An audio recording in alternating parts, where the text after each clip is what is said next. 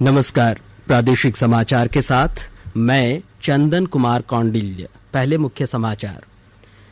प्रधानमंत्री नरेंद्र मोदी ब्रिटेन के कॉर्नवाल में ऑफलाइन हो रहे G7 शिखर बैठक में नहीं होंगे शामिल।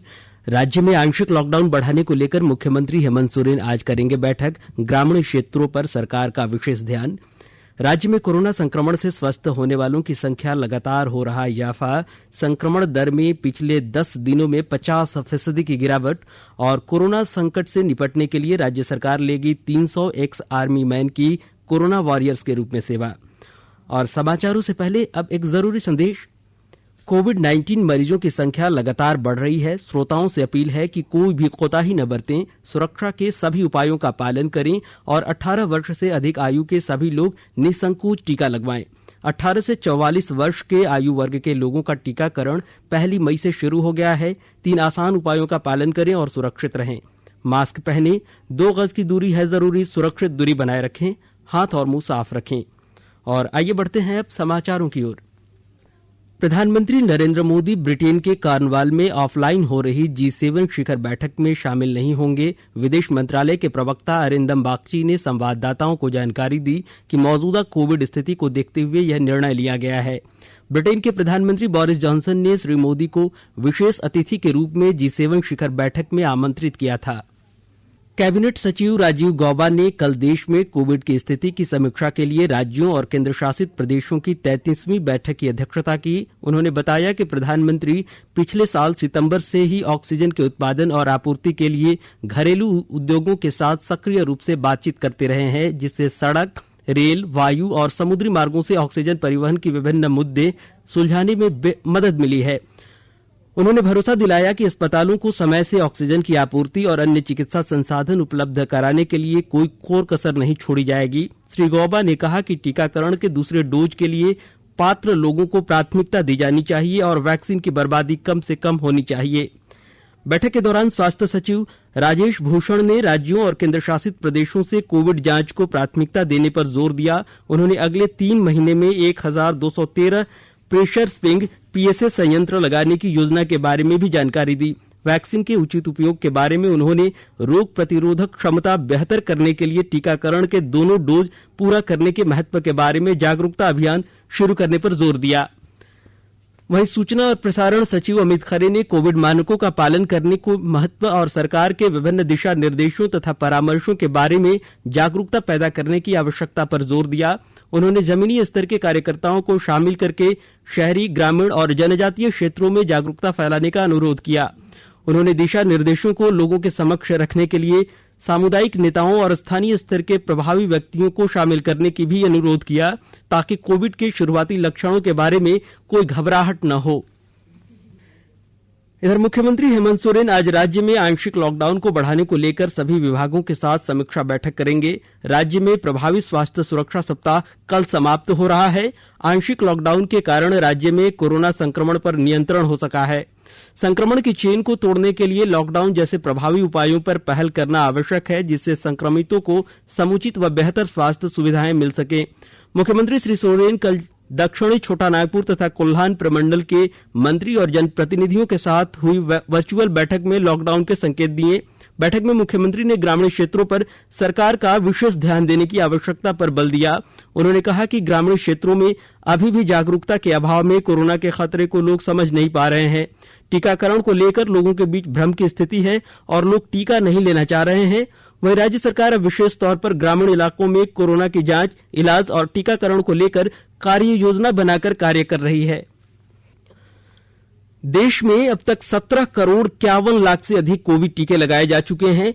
इनमें 95,81,000 स्वास्थ्य कर्मियों को वैक्सीन की पहली डोज और 65 लाख को दूसरी डोज शामिल हैं। 1 करोड़ 41 लाख से अधिक अग्रिम पंक्ति के कार्यकर्ताओं को पहली डोज और 79 लाख से अधिक दूसरी डोज लगाई जा चुकी है। वहीं केंद्रीय स्वास्थ्य मंत्रालय ने बताया कि पिछले 24 घंटों में 23,85,000 से अधिक लोगों को कोविड का टीका लगाया गया। इनमें 10,65,000 से अधिक पात्र लोगों को वैक्सीन की पहली डोज और 13,19,000 से अधिक लोगों को दूसरी डोज लगाई गई। मंत्रालय ने बताया कि 18 से 44 वर्ष आयु वर्ग के 4,64,000 लोगों को पिछले 24 घंटों में टीका लगाया गया है। अब तक देश के 30 राज्यों और केंद्र शासित प्रदेशों में इस आयु वर्ग के 30,39,000 से अधिक लोगों को कोरोना का टीका लगाया जा चुका है। वहीं कोविड टीकाकरण का तीसरा चरण इस महीने की पहली तारीख से शुरू हुआ है। आकाशवाणी के ताजातरीन समाचारों के लिए आप हमारी वेबसाइट newsonair.com पर लॉग ऑन कर सकते हैं। ताजा समाचार Twitter handle @AIR News Alerts और Facebook page all India radio news पर भी उपलब्ध है। आप प्रादेशिक समाचार एकांश के ट्विटर हैंडल @AIR News_रांची और फेसबुक पेज तथा YouTube channel AIR News Ranchi पर भी हमारे बुलेटिन सुन सकते हैं। प्रादेशिक समाचार आप आकाशवाणी रांची से सुन रहे हैं और अब पेश है कोरोना से बचाव के कुछ संदेश।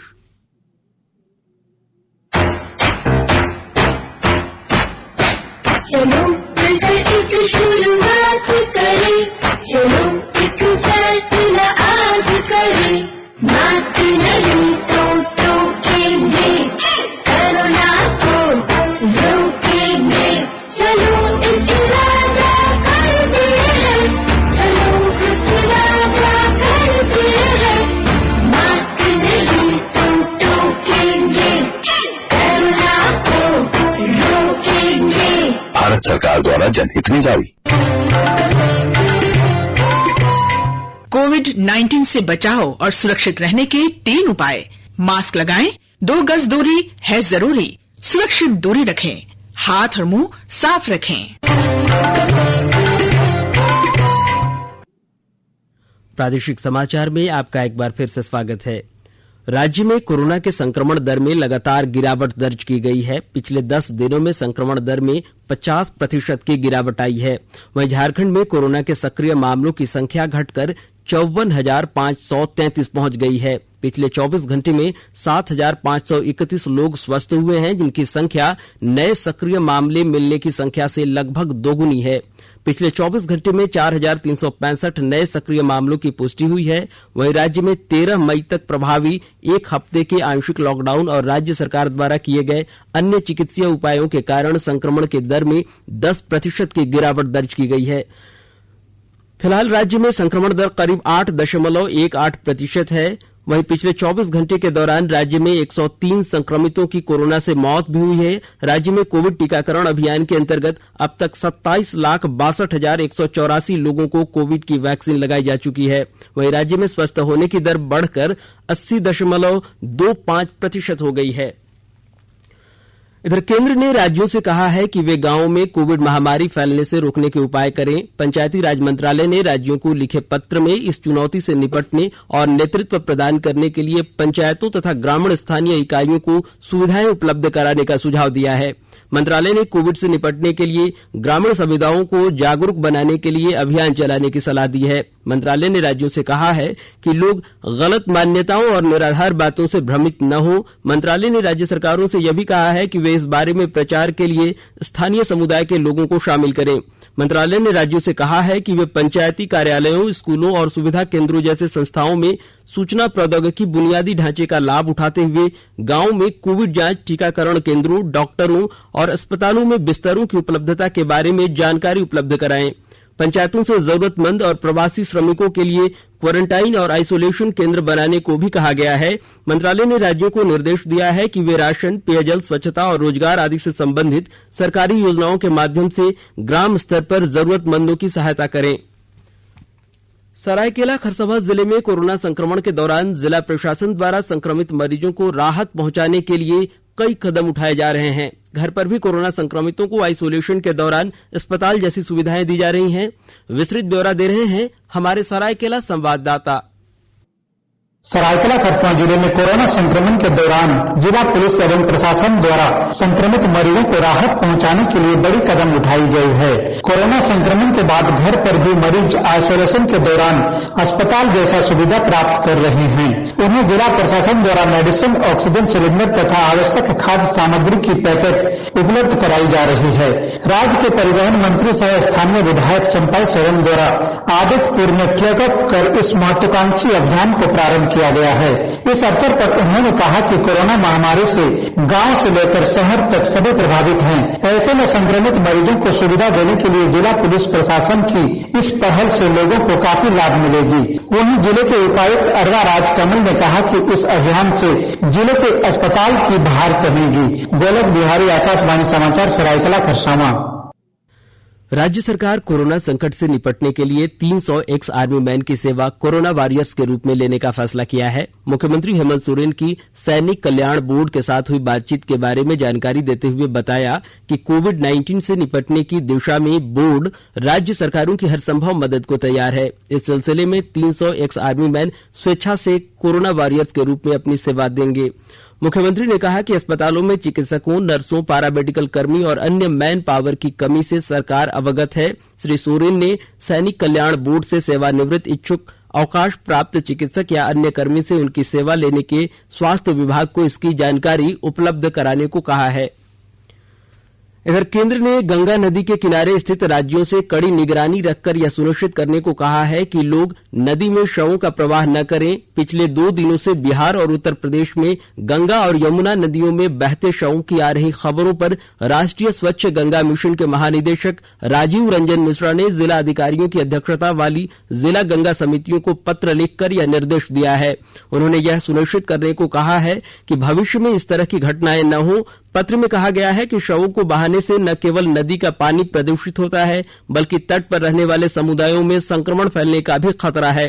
सभी अज्ञात शवों या संदिग्ध कोविड मरीजों के शवों का कोविड नियमों के अनुसार समुचित दाह संस्कार किया जाना चाहिए।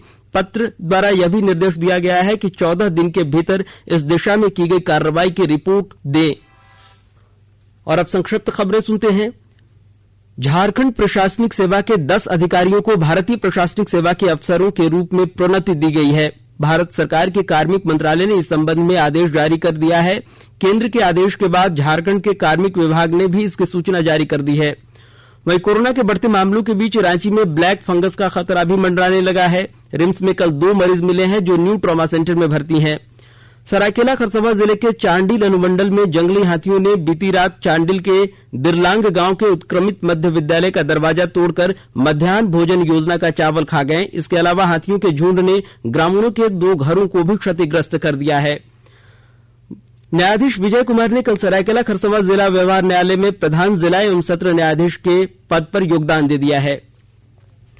और अब सुनते हैं अखबारों की सुर्खियां।